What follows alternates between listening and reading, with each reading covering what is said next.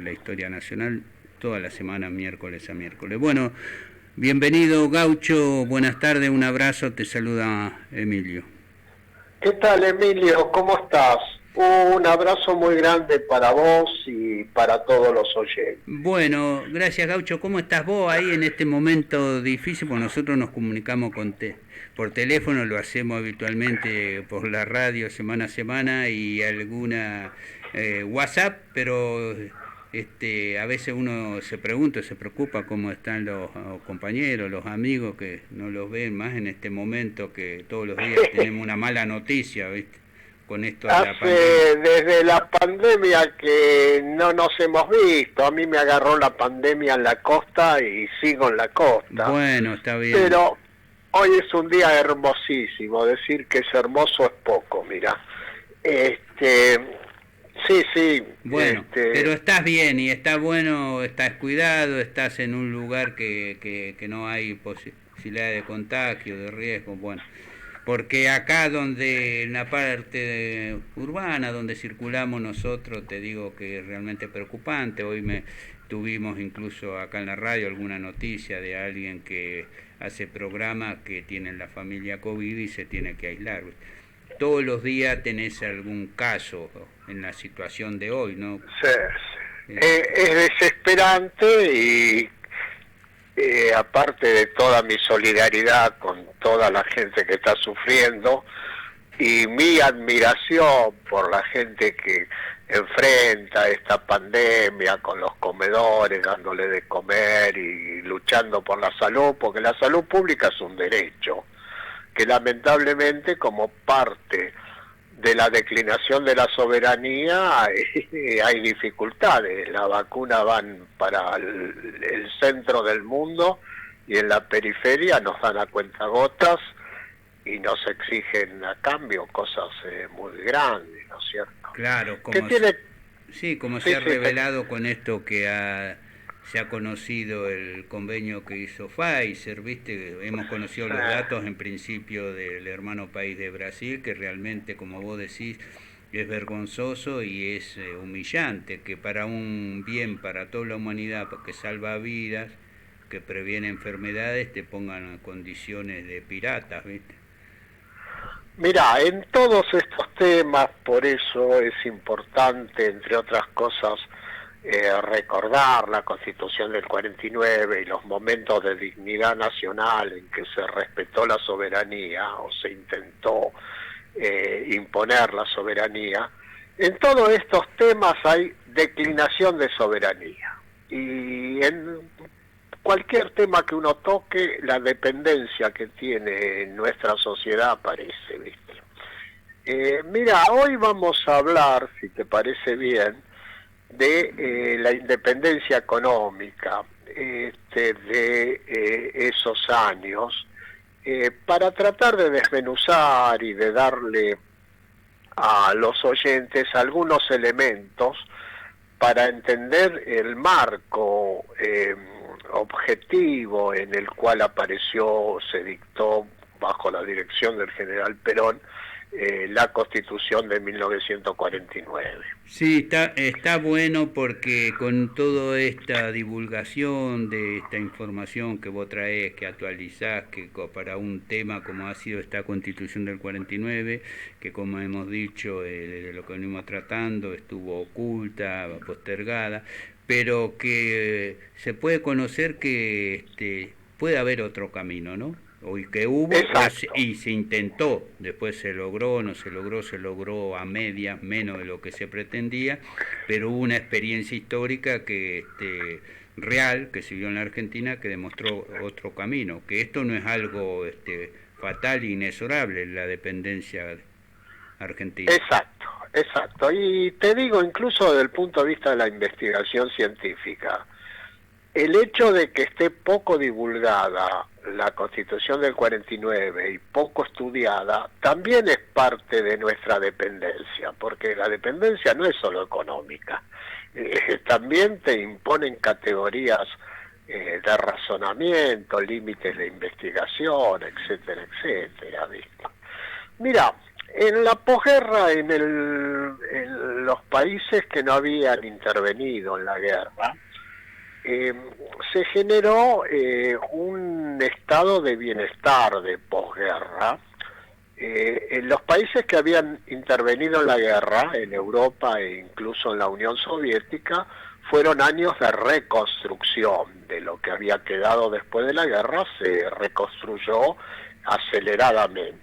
En los países que no entraron en guerra, fue años de desarrollo y de bienestar la posguerra. ¿Cómo se reflejó esto acá? Es digno de estudio, ¿viste? Porque coincide con los años del primer peronismo. Hubo una política de nacionalizaciones. Estoy poniendo los títulos, después vamos a ir desarrollando de a poco. Hubo una política de promoción industrial, una política de independencia económica de los centros externos y un fomento del mercado interno, un desarrollo del mercado interno, con redistribución de ingresos desde el agro hacia salarios y sectores industriales, con una expansión muy grande del mercado interno, con mayor demanda, y creció de manera vertiginosa el empleo industrial, que eso algo vimos en la charla anterior al analizar el censo de 1947. En general, en el mundo, sobre todo en Estados Unidos, este tema del estado de bienestar se reflejaba en las teorías de Keynes con el Estado impulsor de una economía y de la obra pública. Pero en Argentina tuvo rasgos específicos, por lo tanto no se le puede colgar un cartelito que era política keynesiana y punto. Acá los rasgos específicos es que en la producción agraria, que era Argentina por algo le llamaban el granero del mundo, apareció un consejo de posguerra, un organismo creado especialmente para planificar la economía de posguerra en Argentina, donde se aplican las ideas de Alejandro Bunge, que eran ideas de un positivismo adaptado a la industrialización como eje y a la transferencia de ingresos desde el sector agrario al sector industrial. Podemos decir, como título, para ayudar a los que quieran entender estos años, que entre 1946 y 1948 las ideas de Alejandro Bunge, plasmadas en un libro que se llamaba Por una nueva Argentina, brillan esos 2 años. Vos sabés, te he contado en otras charlas, que una actriz de radio, que era muy amiga de Evita, en sus memorias contó que el general Perón tenía en su mesita de luz el libro de Alejandro Bunge, Por una nueva Argentina. Y eso se reflejó en el tema del Consejo de Posguerra. Después hubo una política de nacionalizaciones, de promoción industrial, de redistribución de los ingresos, porque al ganar más los sectores vinculados a la industria y al comercio, el mercado interno tiene más clientes y se fortalece. Un Estado regulador, pero aparte un Estado productor, un Estado que tenía empresas que producían, y después, un dato que es poco divulgado, un Estado empleador. O sea, una cosa es tener empleados públicos que van a una oficina, y otra cosa es que el Estado tenga empresas de producción que sean nacionales y haya obreros asalariados en esas empresas y que encima ganen bien. Claro. Este Estado, no sé si me entendés la diferencia. No, ¿viste? está claro, no es el Estado ese de generar empleos públicos, como vos decís, que crece, que es grande, que es gordo, algunos le llaman el Estado vos, sino un Estado que producía, bueno, el general Perón en algunas intervenciones que tenía que ver con la Constitución decía que uno de los temas argentinos era producir, producir y producir, pero producir en el país, ¿no? Y hablaba de que el Estado tenía que tener un rol en esa producción, no solo los sectores privados o particulares. Claro, un Estado productor que a su vez era un gran empleador, con todos los obreros en blanco, con sueldos buenos, cumpliendo la obligación de depositar las jubilaciones, por lo tanto las cajas de jubilaciones tenían saldos muy grandes a su favor, y a su vez se podría planificar qué industrias eran estratégicas y ayudarlas con créditos y con desarrollo. Claro. En ese marco se produce la nacionalización de los ferrocarriles, donde se usan las libras esterlinas que estaban bloqueadas en Londres. Vos sabés que durante la guerra y parte de la posguerra, Argentina le mandó carne y trigo a Europa, pero particularmente a Inglaterra, y se le pagaban libras esterlinas. Pero esas libras esterlinas no llegaban a la Argentina, estaban bloqueadas en Londres, porque el gobierno inglés en la posguerra se defiende y dicen, muy bien, la libra esterlinas no es convertible, o sea, vos no la podías transformar en otra moneda para comprar en otro país. Con lo cual te obligaba con esas libras esterlinas a comprar productos ingleses que ellos lo hacían para desarrollar su propia industria. Claro. Fue una cosa unilateral, o sea, de golpe dijeron la libra esterlina no es convertible. ¿Me vas siguiendo hasta ahí? Te voy siguiendo. Y, bien, entonces, ¿qué se hizo? Con esas libras esterlinas que estaban bloqueadas en Londres se pagaron los ferrocarriles argentinos. Los que no entendieron ese movimiento decían, bueno, pues se pagó chatarra vieja porque eran ferrocarriles viejos, etcétera, etcétera. Pero ahí había un acto de soberanía. Por un lado, esa libra esterlina, en lugar de comprar espejitos, pulóveres o bienes de lujo, de consumo, se compraron un bien estratégico que pasó a ser nacional, que eran los ferrocarriles, que habían sido entregados en la época de Mitre. Claro. 100 Se años recuperó los trenes, los ferrocarriles, con esa misma libra esterlina. Y se creó una empresa Claro. nacional. Sí, que tenía una incidencia muy grande en la comercialización, porque vos sabés que los ingleses aplicaban una tarifa que se llamaba, creo que se llamaba parabólica.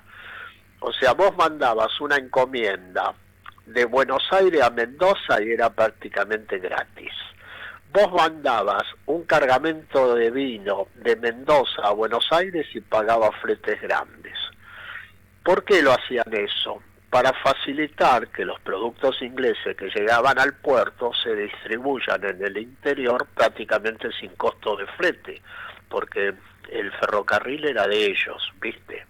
Y a su vez los productos del interior para llegar a puerto y ser exportables tenían que pagar flete al ferrocarril inglés. Eso lo estudia muy bien Eugenio Gasteazolo en un libro sobre los ferrocarriles. Por lo tanto, tener ferrocarriles argentinos, entre otras cosas, facilitaba el comercio del interior hacia Buenos Aires. No era solo comprar chatarra, era un acto de soberanía. Así es. Y después estaba nacionalizado el comercio exterior. Que eso, si vos estás de acuerdo, en la próxima charla le dedicamos exclusivamente, si podemos, al IAPI toda la charla. el IAPI era el Instituto Argentino de Promoción del Intercambio, Claro. porque el comercio exterior estaba nacionalizado y eso tiene una importancia muy muy grande, porque conviene, porque yo quiero restar los 10, 12 minutos que tenemos, para darle una audición aparte, viste, al IAPI. Tiene una importancia estratégica, porque el Estado vendía al exterior los granos, y con el remanente, el IAPI tenía ganancia, se pudo hacer la promoción industrial. O sea, la promoción industrial se hace desarrollando el mercado interno con mejores salarios y con más empleo. Y por el otro lado, con los remanentes que tenía el comercio exterior, se hacen subsidios, créditos baratos a las industrias nuevas, y una regulación cambiaria, que cuando querías importar una máquina, el dólar te lo daban muy muy barato, y cuando querías importar un artículo suntuario, el dólar era mucho más caro. O sea, era una política de conjunto, ¿viste? Claro. Que eso permitió el desarrollo. Ahí va. Bueno, sí, como vos decís, esto lo podemos tomar en la próxima. Bueno, hemos resaltado la importancia desde el punto de vista de la soberanía, la Constitución del 49, y también desde el punto de vista de los derechos sociales nuevos que trajo, ¿no? Porque era una Constitución, sí, como vos en algún momento, y se caracterizó, era una Constitución social, que hasta ese momento no había. Porque después en el tema económico, un poco la intervención del Estado planteaba ese toma de posición en cuanto que el debate que podía haber, y que a veces hay una economía o libre o no, que Perón decía que economía libre no existe, que o hay una economía dirigida por el Estado en beneficio de la población, en ese caso eran 14 millones de habitantes que decía el censo, o era una economía dirigida por los monopolios que solo acumulaban para su casa matriz en el exterior, ¿no? Eso vino a resolver eso la Constitución del 49 en cuanto a su filosofía económica, ¿no, Gauchi? Exactamente. Muestra los avances y la posibilidad de una política de industrialización y de soberanía, y al mismo tiempo muestra también los límites de eso, porque cuando se nacionaliza el comercio exterior y se fija un precio para los productos que se exportan, el trigo y la carne, la oligarquía, que conservó sus latifundios, boicotea el proceso y entra a sembrar menos, y eso lleva a crisis en el año 50, 51, 52, que es una crisis, después lo vamos a ver en la próxima charla, que también afecta el monopolio estatal del comercio exterior, que era el IAPI, y aparece incluso en una polémica. Se lo reemplaza a Miranda, que es el fundador del IAPI, por Gómez Morales, y Gómez Morales era partidario de darle cierta participación al capital privado en el IAPI. O sea, la oligarquía resiste, sembrando menos, mandando menos productos al mercado. Y le pone frenos al avance de la propia Constitución en la práctica, porque había enunciados que estaban en la Constitución, pero que en principio está, como hemos hablado, está bueno que existan los derechos. Después que existen los derechos está la lucha por implementarlo, hacerlo práctico. Exacto. Y ahí son la acción de los gobiernos, ¿no? O las fuerzas sociales que quieren empujar eso, porque la Constitución tenía determinadas principios que no pudieron ser llevados a fondo en la práctica, ¿no? Y eso tiene que ver por un lado el boicot de la oligarquía terrateniente, y por el otro lado las propias limitaciones de ese proyecto, que empieza también después a haber problemas internacionales, porque Estados Unidos con el Plan Marshall había ayudado mucho a la reconstrucción de Europa, pero el sector agrario de Estados Unidos era competitivo con los productos argentinos. Entonces ordenó a los países que recibían ayuda por el Plan Marshall en Europa que no compren, les prohibió comprar productos argentinos. Claro. Y eso trajo contradicciones muy grandes con Estados Unidos. La famosa frase del general de Perón, así paga el diablo, tiene que ver con esa política, ¿viste? Así es. No, quería señalar que las limitaciones están en la fuerza social que impulsaba esos proyectos, ¿no? Es decir, en el caso de la burguesía nacional que tenía Argentina industrial tenía sus límites, porque también en el campo hubo limitaciones en cuanto a resolver el tema agrario, porque había gente muy entusiasta. Estaba leyendo estos días algunas cosas de Sampaio, por lo que vos me decías, y eran demasiado optimistas, o deseos de la propia Constitución de resolver el tema agrario, de que la gente que cultivara, el campesino tuviera su tierra, cosa que no pudo resolver esa Constitución, ¿no? Sí, sí, exactamente. Mira, yo te digo para ir ordenando. Sí, así vamos cerrando. En el próximo capítulo vamos a tratar el IAPI. Después podríamos dedicarle una audición a la política agraria del primer peronismo, porque, digamos, fue un proceso de industrialización muy importante, posiblemente el más grande que tuvo la Argentina, que implica dignidad y implica soberanía. Y a su vez tuvo limitaciones que facilitaron que se crea un clima de boicot que terminó en el golpe de Estado del 16 de septiembre de 1955, que empezó a retroceder 100 años en los aspectos gruesos. Está bien. Bueno, Gaucho, te saludo, gracias, buenas tardes y hablamos la próxima semana. Un abrazo, que andes bien. Un abrazo muy grande para vos y para todos los oyentes.